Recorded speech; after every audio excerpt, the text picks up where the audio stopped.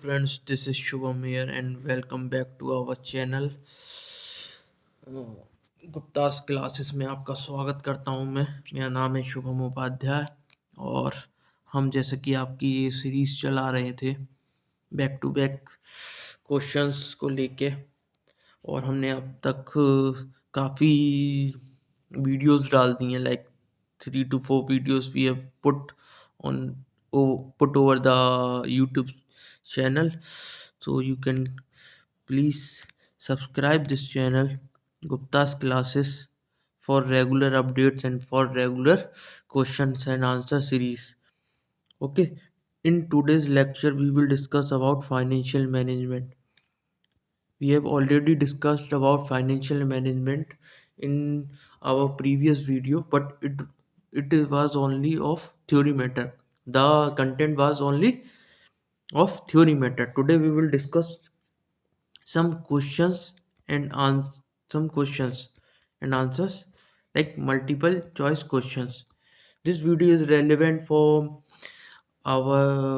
your any of your exam in which commerce play a crucial role, a vital role in any one day exam, जिसमें मतलब commerce का एक अच्छा खासा part रहता है।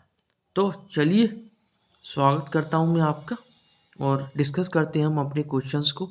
और मैंने आपको बता रखा है कि आपको अगर चैनल सब्सक्राइब करना है तो आप मेरे को कांटेक्ट करके डायरेक्ट उसमें चैनल मतलब लाइक ग्रुप में ऐड ऑन हो सकते हैं। और ये मेरा कांटेक्ट नंबर है 8279435664। This is my contact number. आप मेरे को इस पर टेक्स्ट कर सकते हैं, सिर्फ और सिर्फ टेक्स्ट करना एंड कॉल वगैरह मत करना, है ना। सो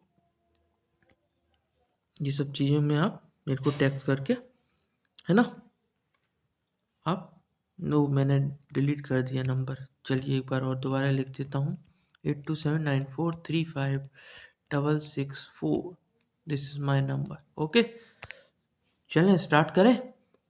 ओके, स्टार्ट करते हैं। सो हमारा पहला क्वेश्चन है, the cheapest source of finance is. तो चीपेस्ट सोर्स ऑफ फाइनेंस क्या है इन सब में से? As you all know that we have to borrow some funds while starting our business. जब भी हम अपना बिजनेस स्टार्ट करते हैं तो हम कोई ना कोई से फंड को रेज करते हैं, ठीक है। तो जहाँ से भी हम फंड को रेज करते हैं उनको हम क्या कहते हैं? उनको हम सोर्सेज ऑफ फंड कहते हैं। ये हम ऑलरेडी डिस्कस कर चुके हैं अपने प्रीवियस थ्योरी लेक्चर्स में, है ना। आपको ये ने देखा हो नहीं देखा हो, बट मैं ये चाहूँगा कि आप पुराने लेक्चर्स को भी देखते रहा करिए, क्योंकि उसमें मैंने काफ़ी अच्छे से फाइनेंशियल मैनेजमेंट वाला पार्ट करा दिया है। तो देखते हैं इसमें क्या आंसर बन सकता है। Very easy question it is. तो चीपेस्ट सोर्स ऑफ फाइनेंस आपका क्या हो सकता है? As you all know, debenture. For debenture हमारा जो कॉस्ट ऑफ कैपिटल रहता है डिवेंचर के रिगार्डिंग, वो रहता है आपका interest. Interest we have to pay interest if we want to procure funds through debenture, ठीक है। Then we have our equity share capital. Equity share capital के लिए हमें क्या बियर करना पड़ता है? We have to bear the dividend cost, है ना। Okay, for preference share holders we also have to bear the dividend cost. Okay, although the dividend rate is low as per equity share capital, but we have to bear the dividend cost here also. At retained earnings we have already discussed about retained earnings. In retained earnings, I have explained that retained earnings are the earnings which a company do not distribute. Like in a financial year, whenever company has a huge company has a huge profit. So in that situation, if a company retains a part of profit out of their distributed profit, है ना, जो distribute करने वाला profit था उसमें से अगर कुछ पार्ट उन्होंने रख लिया है तो उस पार्ट को हम क्या बोलते थे? रिटेन अर्निंग बोलते थे, ठीक है।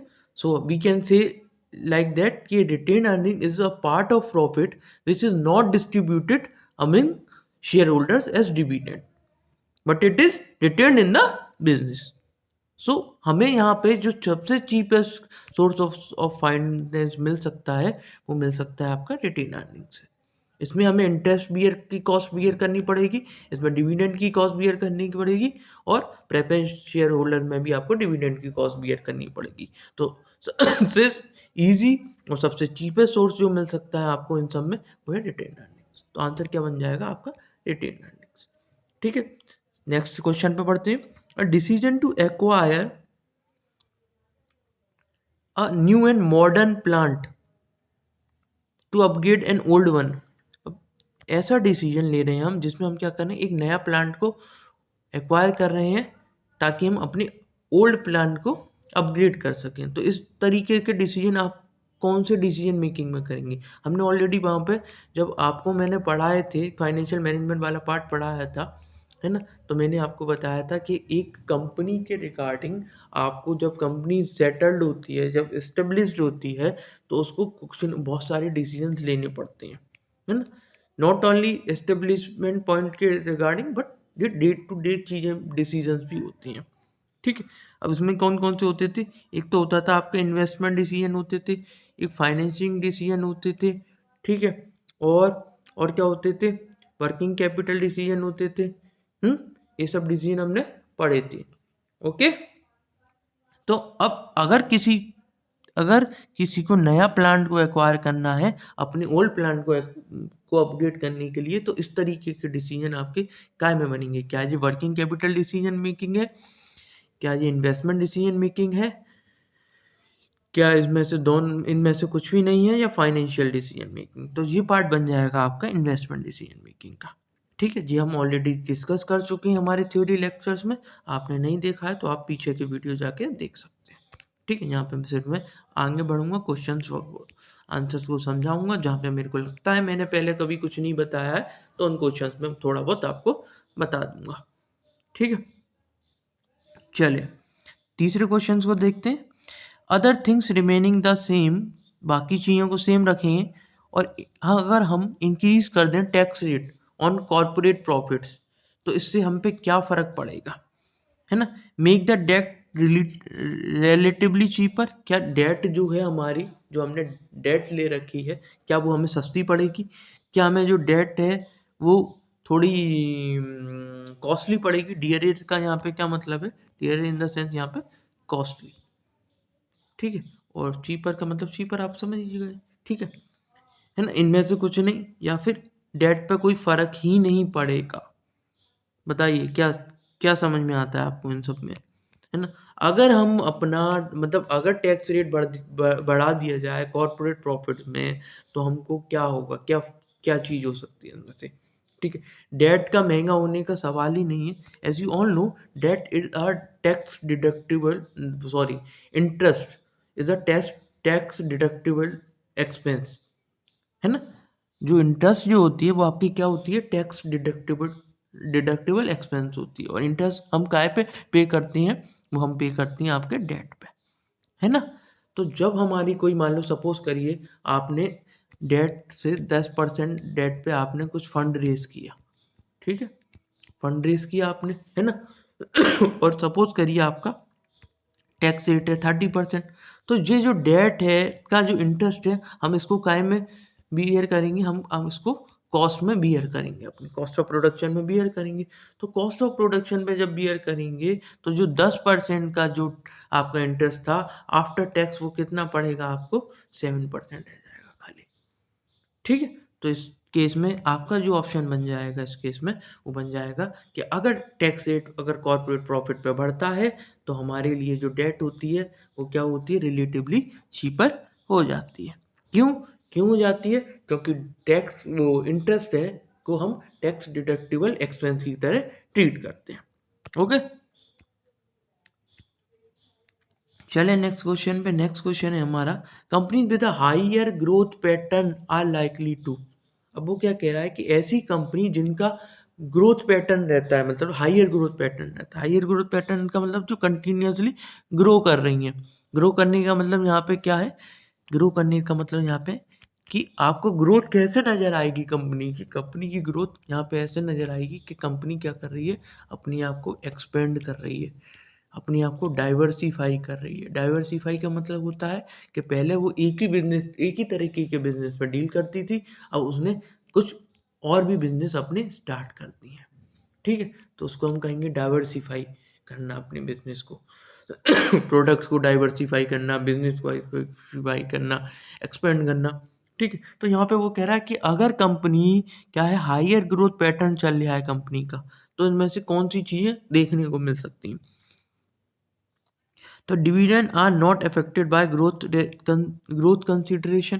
भाई डिविडेंड पे क्या कोई फर्क नहीं पड़ेगा अगर कंपनी ग्रोथ की तरफ बढ़ रही है, ग्रोथ कंसिडरेशन की तरफ बढ़ रही है। क्या कंपनी हायर डिविडेंड्स पे करेगी अगर ग्रोथ पे बढ़ रही है, या कंपनी लोअर डिविडेंड्स पे करेगी। ये क्वेश्चन थोड़ा मैं कह सकता हूँ थोड़ा डिफिकल्ट है, बट अगर इसको एक तरीके से सोच के चलेंगे यहाँ पे तो ये कुछ ज़्यादा डिफिकल्ट नहीं है। मैं आपको सोचने का तरीका समझाता हूँ बस, कि देखिए कि एक कंपनी है जिसको क्या करना है, एक्सपेंड करना है। एक्सपेंड करने से मतलब उसको हायर ग्रोथ की तरफ बढ़ना है। तो जब कंपनी हायर ग्रोथ की तरफ बढ़ेगी तो मैं ये समझता हूँ कि कंपनी जो होगी वो अपना सारा की सारा प्रॉफिट डिस्ट्रीब्यूट करेगी या नहीं करेगी, डिस्ट्रीब्यूट नहीं करेगी, है ना।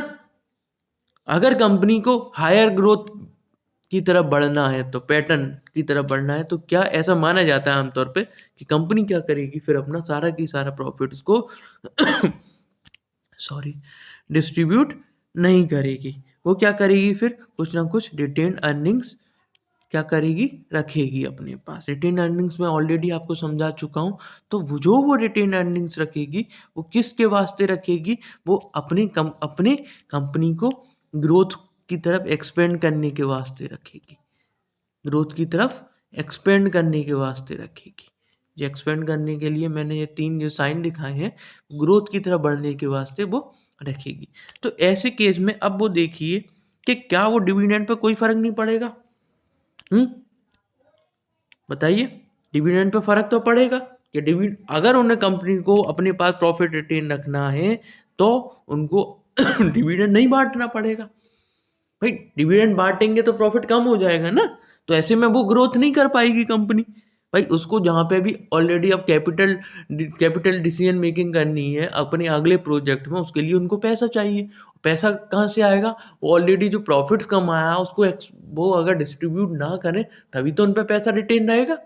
तो उस केस में डिविडेंड पे कोई फर्क नहीं पड़ेगा। ये आपका ऑप्शन बनना बेकार है, मतलब ये ऑप्शन नहीं बन सकता। भाई डिविडेंड पे तो फर्क पड़ेगा, चाहे कमी होगी, है ना। नन ऑफ द फॉलोइंग का तो बाद में देखेंगे। क्या कंपनी हायर डिविडेंड्स बांटेगी, भाई हायर डिविडेंड्स बांटेगी तो पैसा उनके पास रिटेन कैसे रहेगा और फिर वो ग्रोथ कैसे करेंगे, तो इसमें ये वाला ऑप्शन भी नहीं बनेगा। तो सबसे मोस्ट सूटेबल ऑप्शन जो बन सकता है वो है कि कंपनी को अगर ग्रोथ की तरफ एक्सपेंड करना है तो उनको क्या करना पड़ेगा, उनको डिविडेंड्स कम से कम देनी पड़ेगी। ओके चले थोड़ा यहाँ से मैं रफ कर लेता हूँ, अगले क्वेश्चन की तरफ बढ़े। A financial leverage is called favourable if. Financial leverage favourable कब माना जाएगा, ये कह रहा है ना। अब फाइनेंशियल लीवरेज होता क्या है, एक तो ये पता होना चाहिए आपको। चलिए मैं थोड़ा समझा देता हूँ। देखिए 2 तरीके की फर्म होती हैं, एक होती है लीवरेज फर्म और एक होती है आपकी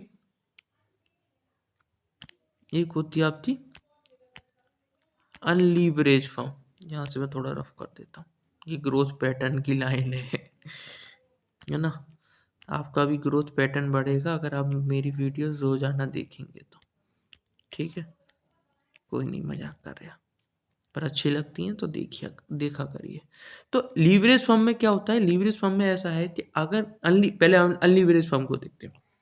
अनलीवरेज फर्म टोटली वो फर्म होती है जो इन्वेस्टर्स के पैसे से चल रही है। इन्वेस्टर्स के पैसे से मतलब कि उसमें क्या है, सिर्फ और सिर्फ ओनर्स का पैसा लगा हुआ है। ओनर्स का पैसा मतलब आपको पता है कि कंपनी के जो ओनर्स होते हैं वो कौन होते हैं, वो आपके होते हैं इक्विटी शेयर होल्डर्स, है ना, या फिर हम एक तरीके से प्रेफरेंस शेयर होल्डर्स को भी ओनर्स बोल सकते हैं, है ना। तो जो शेयर होल्डर्स होते हैं वो होते हैं कंपनी के ओनर्स।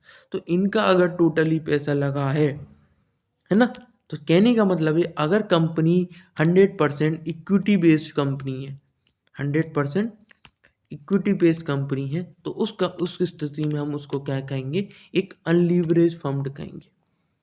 क्या कहेंगे हम उसको, एक अनलीवरेज फर्म कहेंगे। वहीं दूसरी तरफ अगर कंपनी में इक्विटी के अलावा, इक्विटी मतलब ओनर्स का जो पैसा लगा उसके अलावा कंपनी ने अगर कहीं बाहर से एक्सटर्नल बोरोइंग ले रखी है, एक्सटर्नल बोरोइंग चाहे वो लोन्स के फॉर्म में हो, चाहे वो डेट के फॉर्म में हो, चाहे वो डिवेंचर के फॉर्म में हो, अगर कंपनी ने एक्सटर्नल बोरोइंग ले रखी है तो उस केस में हम कहेंगे उसको लीवरेज फॉर्म। ठीक है, ये समझ में आ गया। दोनों चीज़ें मैंने आपको समझा दी, आप नोट करते चला करिए, जो कि मैं ये साइड में जो भी समझाता हूँ, है ना। क्योंकि क्वेश्चन जब समझ में नहीं आएगा तो उसका आंसर कैसे बनेगा, सीधी सी बात है भाई, है ना। क्वेश्चन समझ में आएगा तभी तो आप ऑप्शन को एलिमिनेट भी तो तभी कर पाओगे ना। तो क्या कह रहा है कि financial leverage is called favourable, मतलब फाइनेंशियल लीवरेज मतलब कि आपने अगर लीवरेज ले रखा है, लीवरेज मतलब क्या है कि अगर आपने डेट वेट अगर अपनी कंपनी में डेट उठा रखी है या डेट ले रखी है तो फेवरेबल कब होगा। ठीक है, चेंज करते हैं, फेवरेबल कब होगा। Return on investment is lower than the cost of debt, मतलब सपोज करिए कि एक फर्म है ना, एक फर्म में, है ना, उसने डेट ले रखी है, इक्विटी पे डेट उठाना, है ना, इसको हम एक तरीके से ये बोलते हैं ट्रेड ऑन इक्विटी, इक्विटी और बोलते हैं ट्रेडिंग ऑन इक्विटी भी बोलते हैं इसे। ठीक है, तो सपोज करिए उन्होंने डेट ले रखी है ना। अब डेट को लेने के लिए आपने अगर कहीं बाहर से डेट ले रखी है, उधारी ले रखी है, तो आपके लिए उसको उसके ब्याह पे आपको इंटरेस्ट देना पड़ेगा, देना पड़ेगा नहीं देना पड़ेगा। जो कॉस्ट बियर करेगी कंपनी डेट के लिए वो क्या बियर करेगी, उसका interest, that is it is cost of capital for bearing the debt. तो उसे कॉस्ट ऑफ कैपिटल के रूप में क्या इंटरेस्ट बियर करनी पड़ेगी। ठीक है, तो अब वो क्या कह रहा है कि सपोज करिए आपने जो इंटरेस्ट उठाई है, इंटरेस्ट का रेट है आप दे रहे हैं 7% के हिसाब से। ठीक है ना, ऐसे मान लिया आपने, और आपका जो रिटर्न ऑन इन्वेस्टमेंट है ROI है वो है आपका 5%।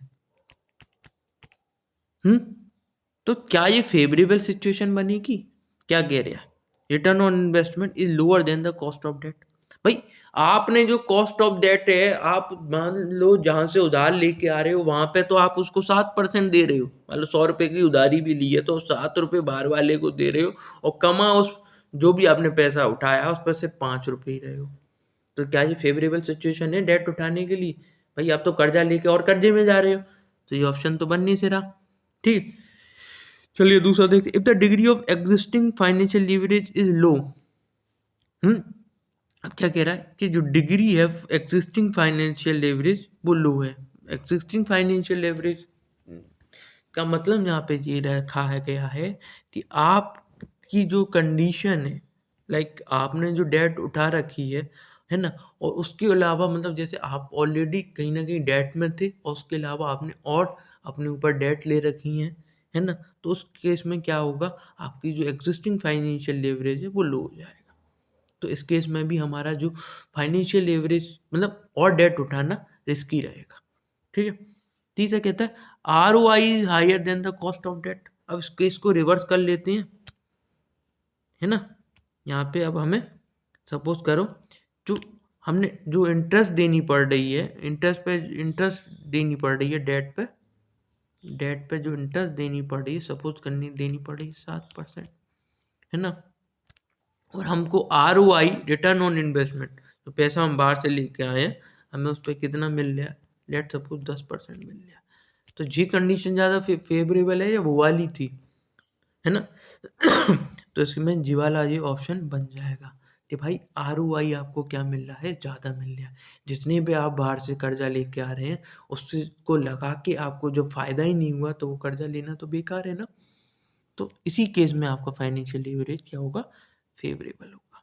डेट इज इजीली अवेलेबल, ये तो कोई ऑप्शन ही नहीं बन सकता भाई, ये तो बेकार ऑप्शन। आई होप आपको समझ में आ रहा होगा चीज़ें, है ना। चलें आगे।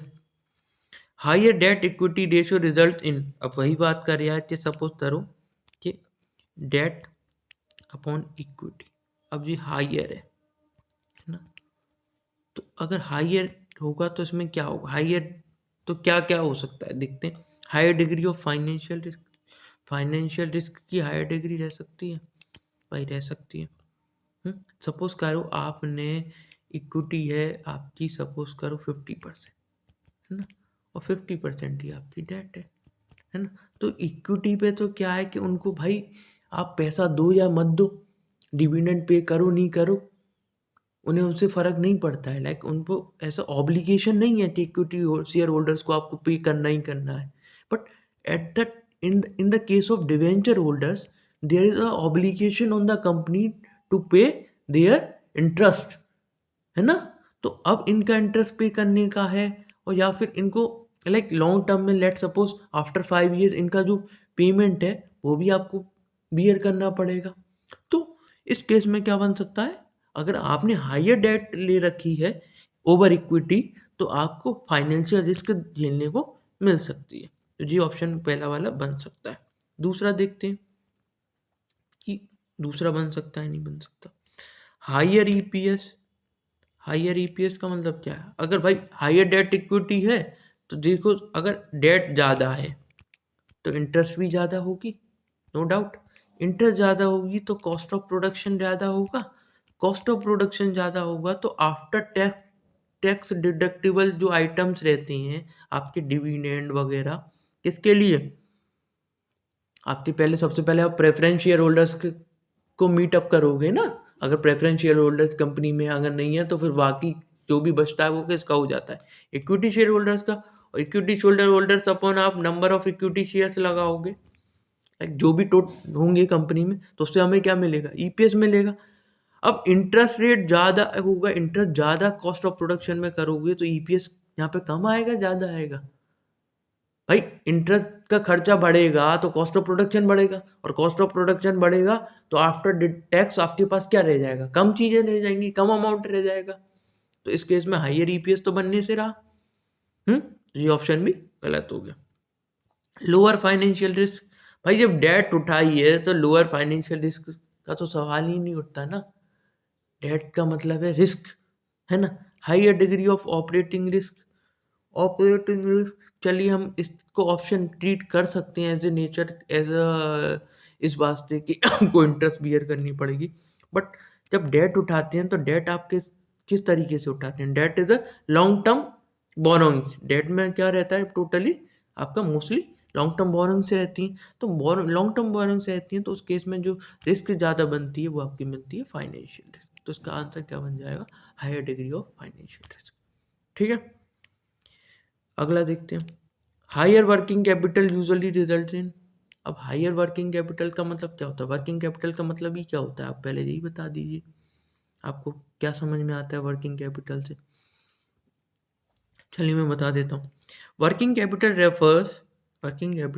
Refers to excess of current assets over current liability, excess of over excess of current assets over current liability, तो मतलब सी ए माइनस सी ए, कि कितने करेंट एसेट ज़्यादा हैं करेंट लायबिलिटी से, यही तो होता है आपका working capital.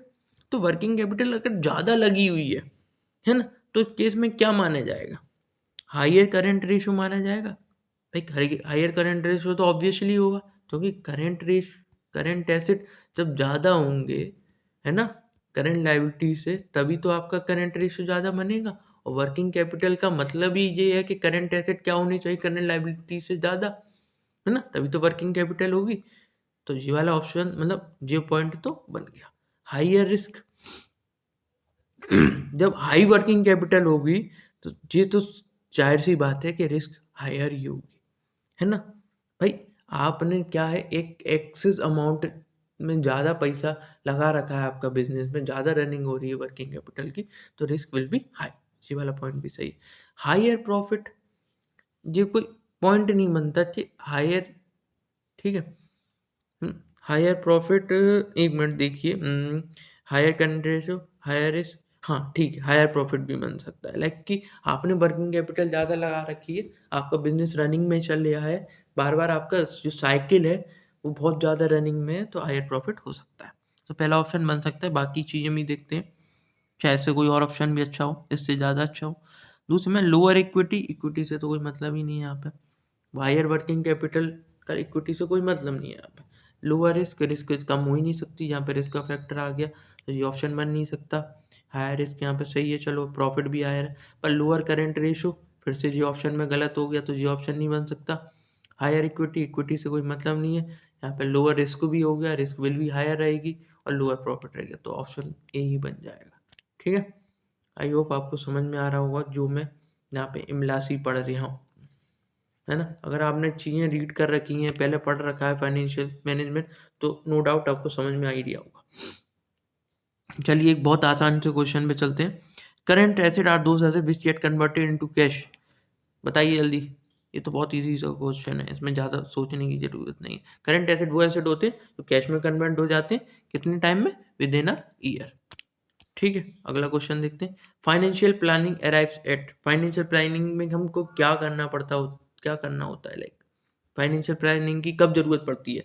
Doing only what is possible with the fund that the firm has it it disposal, मतलब वही काम कर पाना पॉसिबल तरीके से, फंड्स को उन्हीं चीज़ों में लगा पाना जिसमें मतलब फर्म की जरूरत है, या उस टाइम पे उसको डिस्पोज करना है कुछ। ठीक है। Minimise the external borrowing by resorting to equity issue. Financial planning में हम ऐसा करते हैं क्या कि एक्सटर्नल जो बोरोइंग है उनको मिनिमाइज करें और इक्विटी पे ही आप फोकस करें, इक्विटी इशूज पे ही फोकस करें, ऐसा तो कुछ नहीं होता। तो ये पॉइंट भी नहीं है, ये पॉइंट भी नहीं है। ensuring that the firm faces neither a shortage nor a glut of unusable fund, ये बन सकता है पॉइंट। चलिए आगे देखते हैं। Entering that the firm always have significantly more funds than required so that there is no paucity of funds, ये option भी नहीं बनेगा, ऑप्शन बन जाएगा आपका सी। आइए मैं इसे सी क्यों बनेगा मैं थोड़ा इधर यहाँ पे समझा देता हूँ।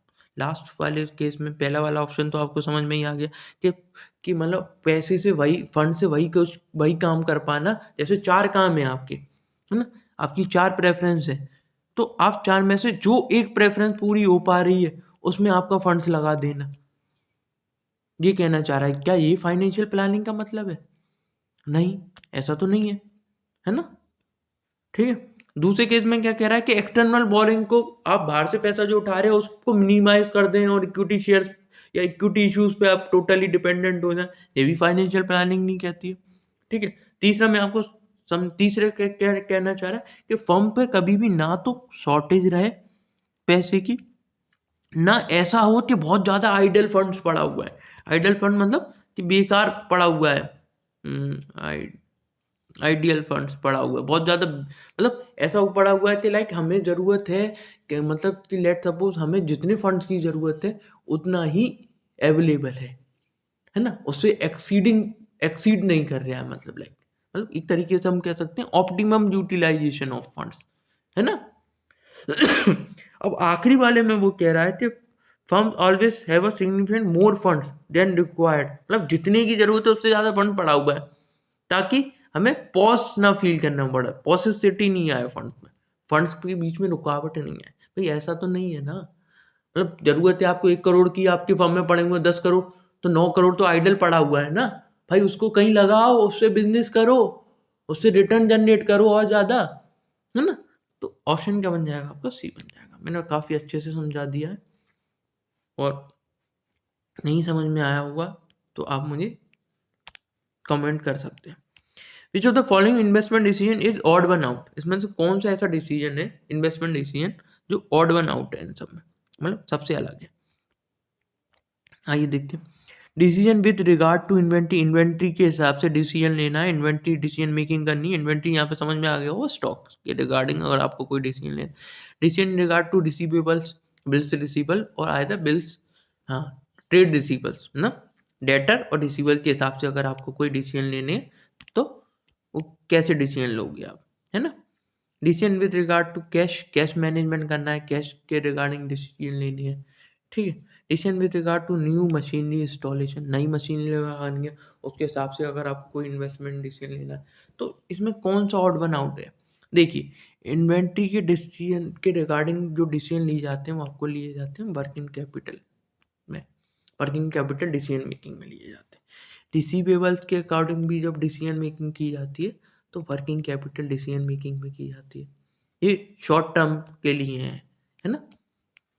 कैश के रिगार्डिंग भी जब डिसीजन मेकिंग की जाती है तो इसी में की जाती है, ये भी सब शॉर्ट टर्म है ना, short term decision making. But जब हम डिसीजन मेकिंग कर रहे हैं किसी नई मशीनरी को खरीदने के लिए तो एक तो ये लॉन्ग टर्म डिसीजन मेकिंग है और इस तरीके की लॉन्ग टर्म डिसीजन मेकिंग को हम क्या कहते हैं? कैपिटल बजटिंग डिसीजन मेकिंग, ठीक है। तो इसमें ऑप्शन क्या बन जाएगा आपका, जो तीन जिन चारों में सबसे अलग है वो ऑप्शन है आपका डी, ठीक है।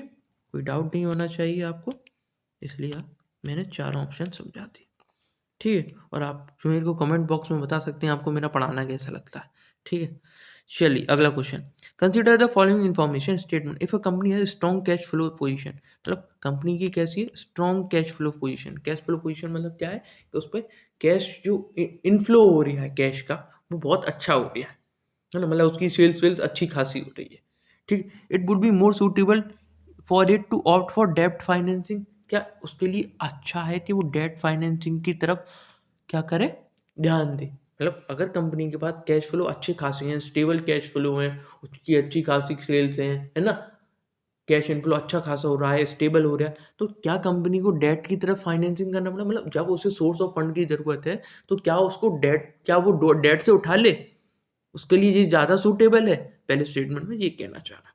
दूसरे में देखते हैं, if a company has higher fixed operating cost, higher fixed operating cost का मतलब क्या है कि आपकी रेंट है ना, फिक्स्ड ऑपरेटिंग कॉस्ट क्या है कि आपका क्या है, आपका गोडाउन का रेंट है, आपका फैक्ट्री का रेंट है ना, आपकी सैलरीज हैं, वेजेस हैं, है ना, ये कैसा पार्ट है? ये फिक्स्ड ऑपरेटिंग कॉस्ट का पार्ट है कि अगर किसी कंपनी की फिक्स्ड ऑपरेटिंग कॉस्ट है बहुत ज़्यादा, है ना, तो it would be more suitable, क्या उसके लिए ये ज़्यादा सूटेबल रहेगा टू ऑप्ट फॉर हायर डेप्ट, क्या उसके लिए भी ये ज़्यादा सूट हो रहेगा कि वो डेप्ट से पैसा रेस करे, हैं?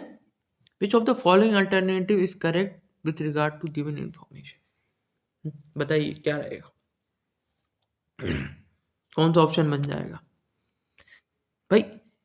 देखिए दूसरे वाले केस में आपकी जब पहले से ही फिक्स्ड ऑपरेटिंग कॉस्ट बहुत हाई है, फिक्स्ड ऑपरेटिंग कॉस्ट कॉस्ट अगर बहुत हाई है ना, मतलब आपके ऑलरेडी बहुत ज़्यादा हाई खर्चे हैं पहले से, वो भी फिक्स्ड नेचर के हैं, तो आप जब इंटरेस्ट का खर्चा इसमें लोगे, इसमें ऐड ऑन करोगे, तो इंटरेस्ट भी एक तरीके का फिक्स्ड नेचर का खर्चा बन जाएगा और आपके खर्चे क्या हो जाएंगे, ज़्यादा हो जाएंगे, बहुत ज़्यादा हो जाएंगे एक्सीडिंग अमाउंट में, है ना। तो इस केस में ऐसी सिचुएशन आ सकती है कि आपकी को क्या हो कि आपको फाइनेंशियल रिस्क बहुत ज़्यादा बढ़ जाए, है ना।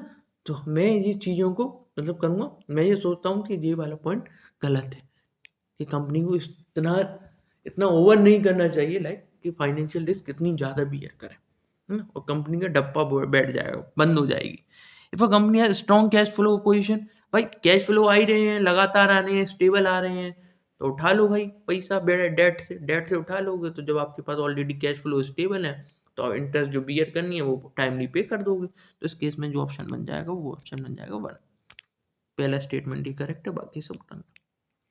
अगला गलत है क्या मेरा बोलते बोलते, थोड़ा सा पानी पी लेता हूँ एक सेकंड,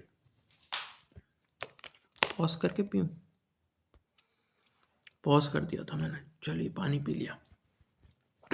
नेक्स्ट क्वेश्चन में देखते हैं, which of the following source of fund would involve financial risk, इसमें से कौन से सोर्सेस ऑफ फंड्स में आपको फाइनेंशियल रिस्क उठानी पड़ सकती है। जी हमने ऑलरेडी ऊपर से नीचे तक इतने सारे क्वेश्चन हमने कवर कर लिए, तो आप सबको पता चल ही गया है कि इक्विटी केस में आपको फाइनेंशियल रिस्क नहीं है, रिटेन कैपिटल में भी नहीं है, जो सबसे ज़्यादा फाइनेंशियल रिस्क है वो आपकी डेट में है। तो आज का ऑप्शन क्या बन जाएगा, ए।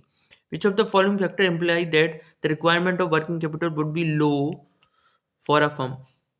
इसमें से कौन सा ऑप्शन ऐसा लगता है कि जिसमें आपको ऐसा फील होता है कि वर्किंग कैपिटल की रिक्वायरमेंट क्या रहेगी, लो रहेगी। हम्म, आप इजी क्रेडिट पॉलिसी दे रहे हैं कंज्यूमर को। भाई कंज्यूमर को आपने क्या दे रखा है, भाई कि आओ सामान ले जाओ, माल ले जाओ और 2 महीने में पेमेंट कर देना, चलो ठीक है। तो जब 2-2 महीने की आप क्रेडिट पॉलिसी दे रहे हो तो मतलब आपके पास पैसा तो आया नहीं, माल आपका ऑलरेडी चला गया, आपने मैन्युफैक्चरिंग किया हो, चाहे आपने ट्रेडिंग करके लाए हो किसी भी माल को, मतलब आप किसी भी बिजनेस में हो, चाहे ट्रेडिंग में हो चाहे मैन्युफैक्चरिंग में, आपने मतलब कंज्यूमर को 2 मंथ की क्रेडिट लिमिट पे या क्रेडिट टाइम पे आपने मान लो सपोज करो वो दे दिया है, माल दे दिया है, ठीक है, क्रेडिट पॉलिसी पे। तो उस केस में वर्किंग कैपिटल की जो लो रहेगी हाई रहेगी, वर्किंग कैपिटल की रिक्वायरमेंट तो भाई ज़्यादा रहनी पड़ेगी ना। भाई आप क्रेडिट बांट रहे हो फ्री में, है ना, क्रेडिट पीरियड पे आप माल देते जा रहे हो सबको, तो इस केस में तो आपको वर्किंग कैपिटल ज़्यादा मेंटेन करके रखनी पड़ेगी। भाई आप एक बार धंधा थोड़ी ना कर रहे हो, once in a lifetime धंधा तो आपको रनिंग ऑर्डर में करना है, और रनिंग ऑर्डर के लिए आपको वर्किंग कैपिटल चाहिए, तो उस केस में आपको ज़्यादा चाहिए, तो पहला ऑप्शन तो गलत हो गया।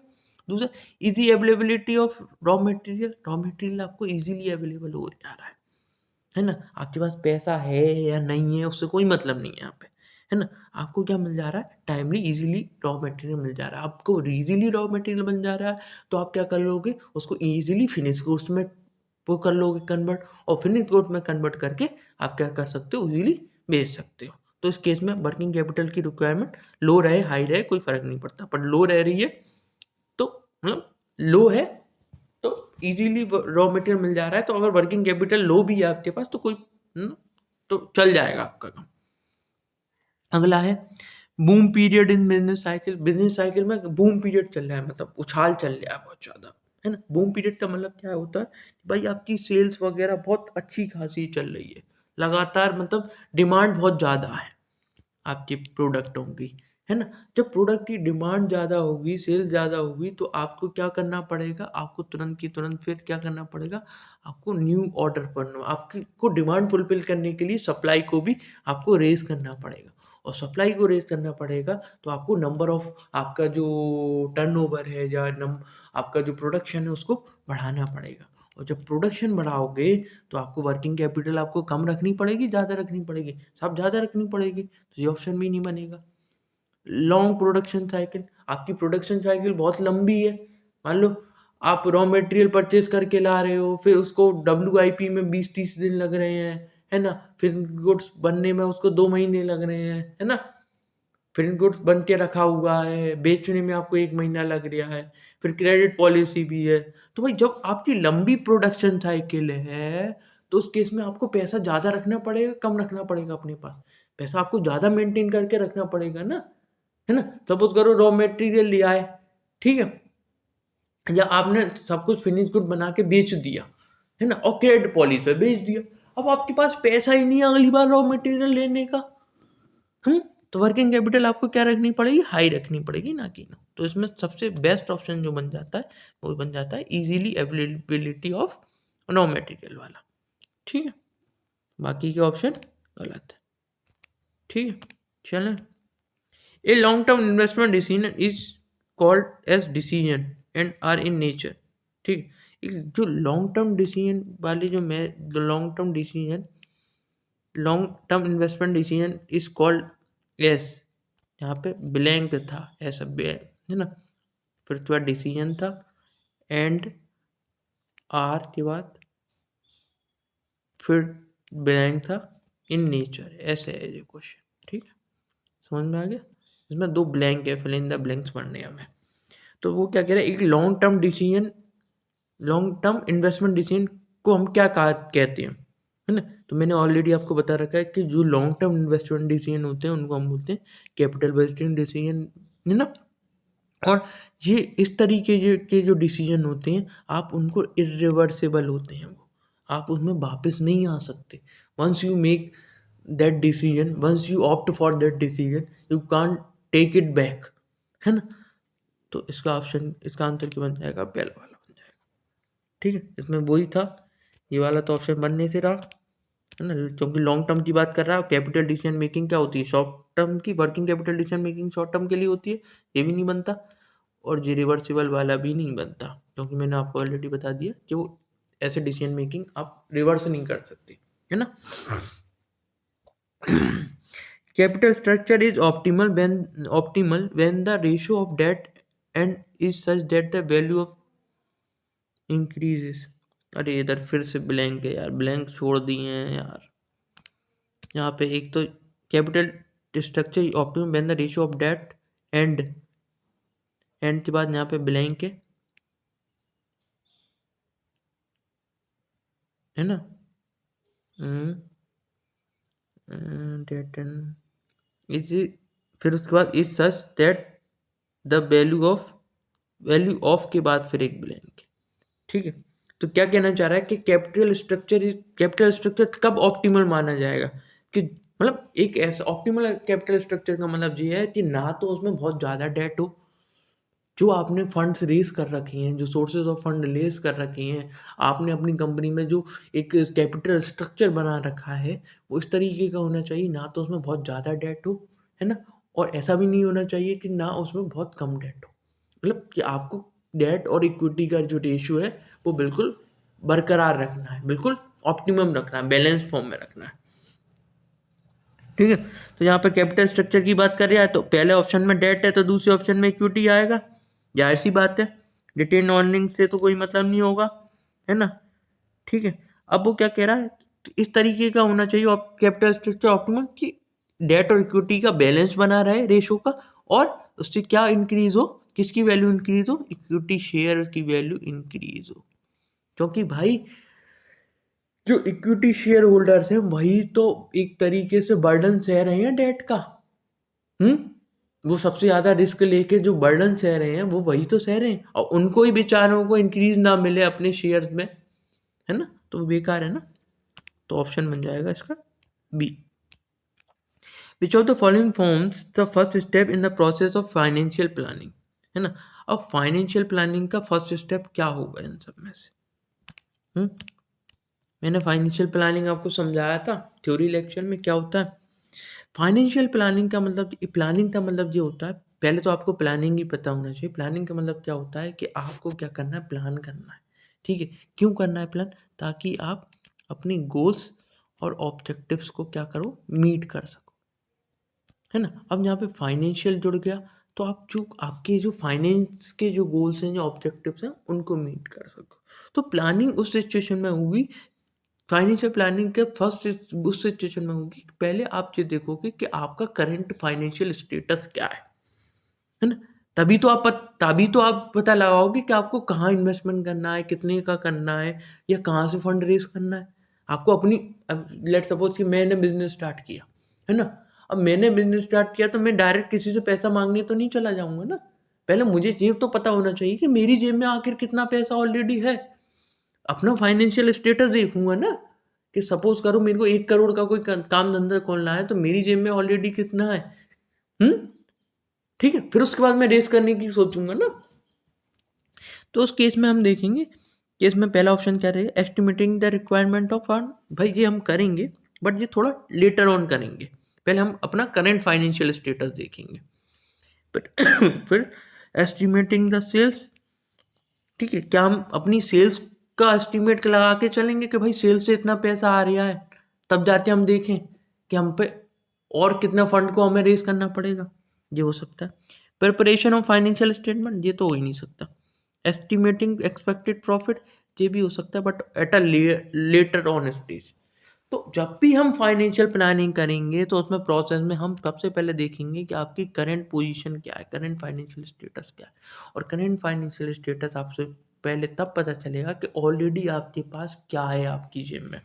तो जब आपको पता होगा कि साहब आपके पास ऑलरेडी आपकी सेल्स लेट सपोज 5 करोड़ की हो जाएगी, उसमें से आपका 20% मार्जिन है सेल्स पे प्रॉफिट का, है ना। तो आपका एक इतना प्रॉफिट का फिगर बन जाएगा। तो मतलब क्या है, यहाँ पे साहब इतना पैसा तो है ही है, आगे पैसा जो हमें प्रोजेक्ट में और लगाना है या आगे कुछ एक्सपेंड करना है, तो उसके लिए फिर हम कहाँ से रेज करें। ठीक है, इसके बाद फिर पहले एस्टिमेटिंग द सेल्स देखेंगे कि भाई हमारी सेल्स कितनी एस्टिमेट करके चल रहे हैं हम करंट स्टेटस में। इसके बाद दूसरे स्टेप पे हम ये देख सकते हैं कि भाई हमारा प्रॉफिट कितना होगा, है ना।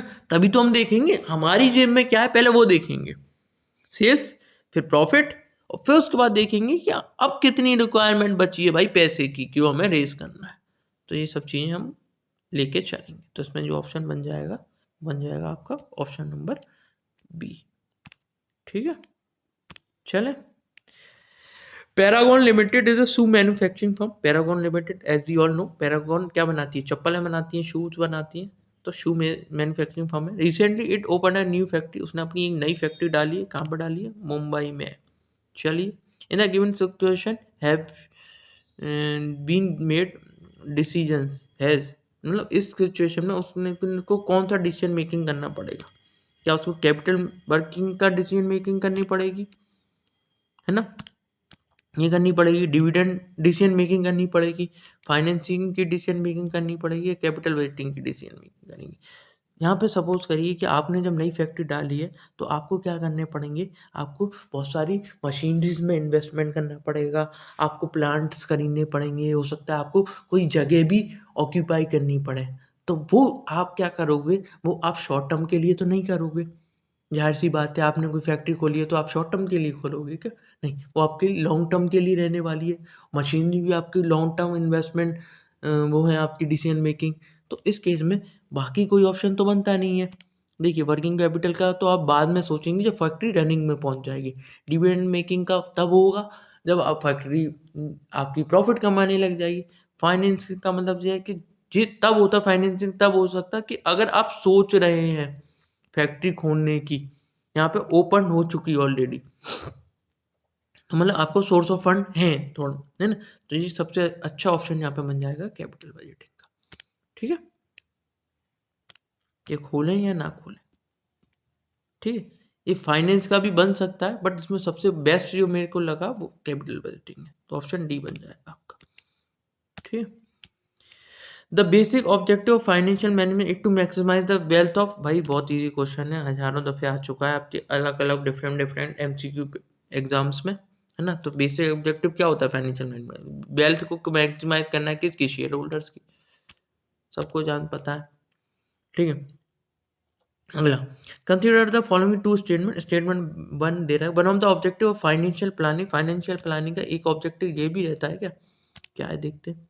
One of the objective of financial planning is to identify the source from where the funds can be obtained। हाँ, अभी ऊपर पढ़ा कि हमें ये ढूंढना है कि हमें उन सोर्सेज को ढूंढना है जहाँ से हम पैसा उठा सकें। The best financial planning is to have much surplus fund as possible. ये तो नहीं है, मतलब भाई जितनी ज़रूरत है उतना हो, है ना। यहाँ पे क्या कह रहा है, best financial plan is to have much surplus fund, मतलब ज़्यादा से ज़्यादा। ज़्यादा से ज़्यादा की कोई लिमिट थोड़ी ना है, आपको ऑप्टिमम लेके चलना है। अगर यहाँ पे ऑप्टिमल मम रहता है इस पॉइंट में, तो ये स्टेटमेंट सही हो जाता, बट बहुत यहाँ पे बहुत ज़्यादा से ज़्यादा लेके चल रहा है। तो ज़्यादा से ज़्यादा का कोई वो नहीं है यहाँ पे, है ना। तो इसमें सिर्फ और सिर्फ पहला स्टेटमेंट आपका सही हो जाएगा। जो मैंने ऑलरेडी आपको डिस्कस कर दिया था ऊपर, फाइनेंशियल प्लानिंग वाला जो पहला जो क्वेश्चन था उसमें। लास्ट क्वेश्चन देखते हैं क्या कह रहा है इसमें। हायर डिविडेंड पर शेयर, भाई आपने हायर डिविडेंड पर शेयर, आप डिविडेंड ज़्यादा दे रहे हो। मैंने ऊपर एक क्वेश्चन लिया था, याद है, ग्रोथ के टाइम पे क्या होगा, ग्रोथ के टाइम पे आपके हुए कम डिविडेंड पे करोगे, पर जब आप हायर डिविडेंड पे कर रहे हो तो वो कब पे इज एसोसिएटेड विद आपकी हायर अर्निंग होंगी। साहब ये तो सीधी, इसमें ऑप्शन आगे पीछे हो गए क्या, ये ए वाला है, ठीक है, ये बी वाला है, ये सी वाला है, ये डी वाला है, ठीक है, ऐसे हैं जी, आगे पीछे हो गए जी। बी को यहाँ से काट दो, सी को यहाँ से काट दो, और डी तो है ही नहीं कहीं। चलो, तो हायर डिविडेंड पर शेयर कब मिलेगा, जब हाई अर्निंग्स होंगी, भाई ये बात तो सही है। हाई कैश फ्लो होंगे, high cash flow in the sense जब आपकी सेल्स बहुत ज़्यादा हो रही है, कैश फ्लो कैश इनफ्लो बहुत ज़्यादा हो रहा है, ठीक है। स्टेबल अर्निंग्स होंगी, तभी आप डिविडेंड बांट सकते हो। एंड हाई ग्रोथ अपॉर्चुनिटीज, बाकी सब कुछ सही था, पर ग्रोथ अपॉर्चुनिटी जब आपकी हाई है तो आप हाईयर डिविडेंड नहीं बांट सकते। मैंने ऑलरेडी पहले दूसरे क्वेश्चन में स्टार्टिंग में समझा दिया था। क्यों समझा के चलता हूँ मैं हर चीज को? जस्ट बिकॉज कि क्वेश्चन कैसा डेवलप होके आएगा आपको नहीं पता है ना। आपके अगर आपके अगर बेसिक्स स्ट्रांग है ना, तो आप किसी भी क्वेश्चन को इजीली सॉल्व कर दोगे। ठीक है, इसलिए मैंने वहां पे ग्रोथ वाले पॉइंट को इतना ज्यादा ब्रॉड में समझाया, इतना ज्यादा टाइम लेकर समझाया। तो ग्रोथ अपॉर्चुनिटी आई है, तो ग्रोथ अपॉर्चुनिटी भाई है, तो भाई आपको प्रॉफिट को रिटेन करके रखना पड़ेगा, रिटेन अर्निंग रखनी पड़ेगी, और ऐसे केस में आप डिविडेंड नहीं बांट सकते ज़्यादा। तो जी वाला इसमें बाकी सब सही था, ये आखिरी का पॉइंट गलत हो गया, तो जी वाला ऑप्शन आपका हो गया गलत। हाई अर्निंग्स, ठीक है, हाई अर्निंग्स होंगी तभी हाई प्रॉफिट वो डिविडेंड बांट पाओ। हाई कैश फ्लो भी सही है, स्टेबल अर्निंग्स भी सही है, लोअर ग्रोथ अपॉर्चुनिटीज ये वाला सही है भाई। लोअर ग्रोथ अपॉर्चुनिटीज, आपने जब आगे की एक्सपेंड करने की नहीं सोची है तो आप रिटेन अर्निंग्स को नहीं रखोगे, रिटेन अर्निंग्स को नहीं रखोगे तो आप भर भर के पैसा बांटोगे डिविडेंड में। तो मेरे हिसाब से इसका ऑप्शन बी बन जाता है। आगे देख लेते हैं फिर भी। High earning, high cash flow, unstable earning, तो ये अनस्टेबल के हिसाब से गलत हो गया। ठीक है, स्टेबल अर्निंग, स्टेबल और हाई अर्निंग दोनों एक साथ चलने चाहिए पॉइंट में। ठीक है, और फिर हाई ग्रोथ अपॉर्चुनिटी के हिसाब से भी गलत हो गया।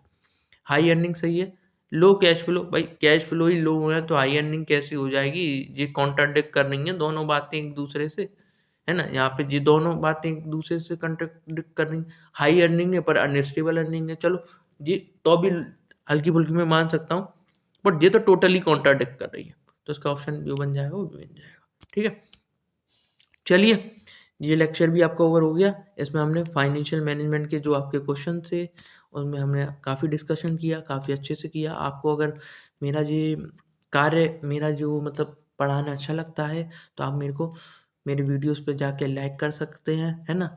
और आप मेरे मतलब लाइक चैनल को, जो भी हमारा जो चैनल है, जो भी प्लेटफॉर्म है हमारा गुप्तास क्लासेस का, इसको आप सब मिलके आप शेयर कर सकते हैं अपने यार मित्रों के साथ। हम हरियाणा सीईटी का जो पेपर होने वाला है उसके हिसाब से भी हम ये तैयारी करा रहे हैं। तो ऐसे कोई बच्चे हैं जो सीईटी की प्रिपरेशन करने हो, ग्रुप सी वाले, वो भी हमारे चैनल को सब्सक्राइब कर सकते हैं। और सब्सक्राइब तो है ही है, अगर आपने ऑलरेडी कर लिया है तो देखते जाइए। ठीक है, ये हमारा एक यूट्यूब पे, वो सॉरी टेलीग्राम पे हमारा ये इस तरीके का उस पे आइकन है, वो बना हुआ है ग्रुप, है ना। वो इस तरीके से हमने बना रखा है, DSSB/UPPGT/UPTGT कॉमर्स हरियाणा सीईटी करके जी है।